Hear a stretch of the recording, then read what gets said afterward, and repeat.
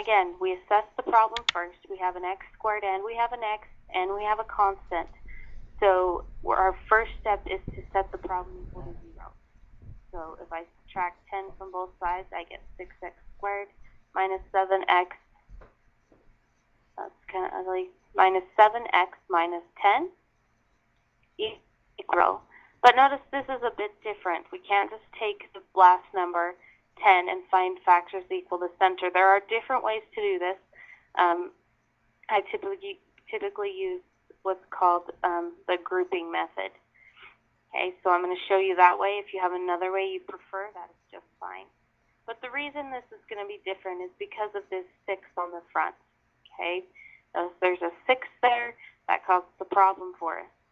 So this is the one method. You take the first number times the last number, so that leading coefficient, 6 times negative 10 gives me negative 60. I'm going to find factors of negative 60 that add to equal that middle term, negative 7. Okay, so 60 actually has lots of factors.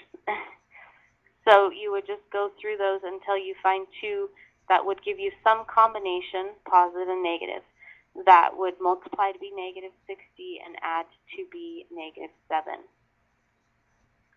And when I get down here, 5 and 12 have a difference of 7.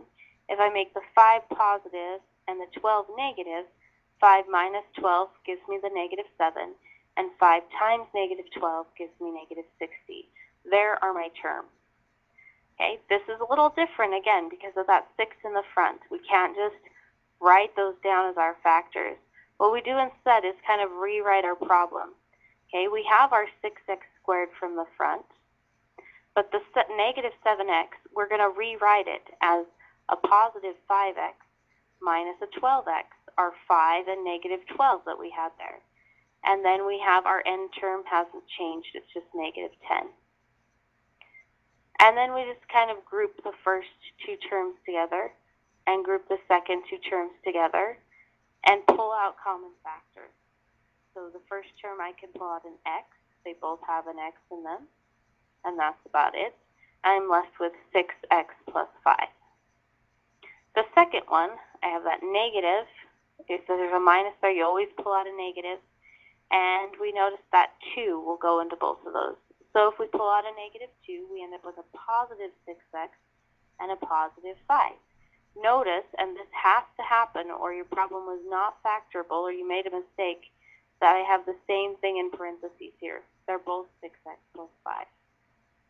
I write down my factors. Our 6x plus 5 was what they had in common, and the part left over was the x minus 2. Those are my 2 factors, and that is one way to factor when you have a number in front of your x squared.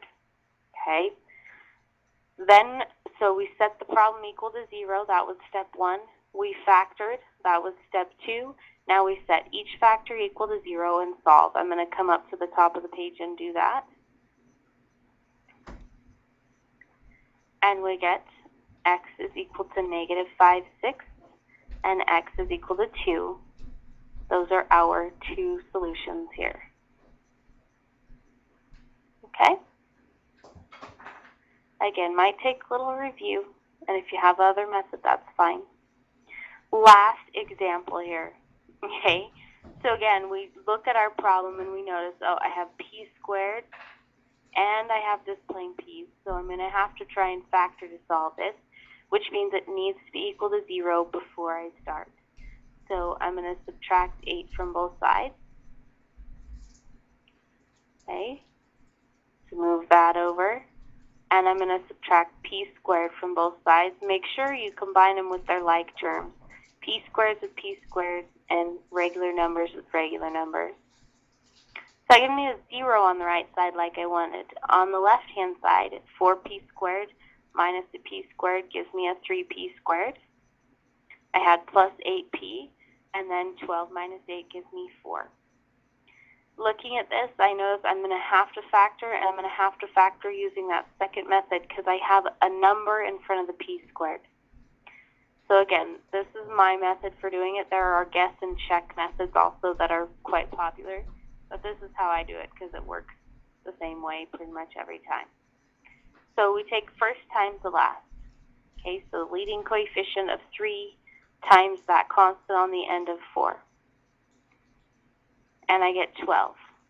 So I need factors of 12 that add to equal that middle term 8. Well, factors of 12 are 1 times 12, 2 times 6, and 3 times 4. Notice 2 times 6 is 12, and positive 2, positive 6 is 8. So there are my factors. I write the first term down, 3p squared. All I'm doing is rewriting the 8p as, instead of 8p, it's 2p plus 6p, because can we all agree that that would be 8p anyways? And then that end term we don't change either. We do grouping, so we group the first two together, and we group the last two terms together, and then you pull common factors out of each set. So the first set, all they have in common is p. If I pull out a p from each term, I get 3p instead of p squared plus 2, again because I pulled out that p.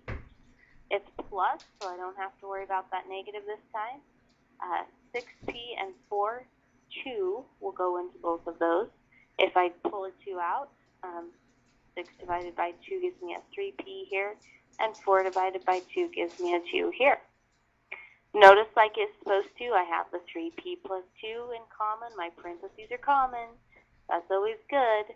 So that is one of my factors, and when I pull that factor out, the part that's left is my other factor, p plus 2. Again, there are other ways to do this. This is one method. All right, so we set the problem equal to 0, check. We factored the problem, check.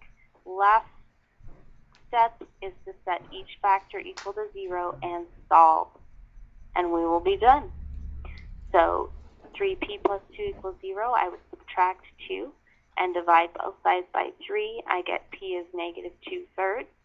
And here, subtract 2 from both sides. I get p is negative 2.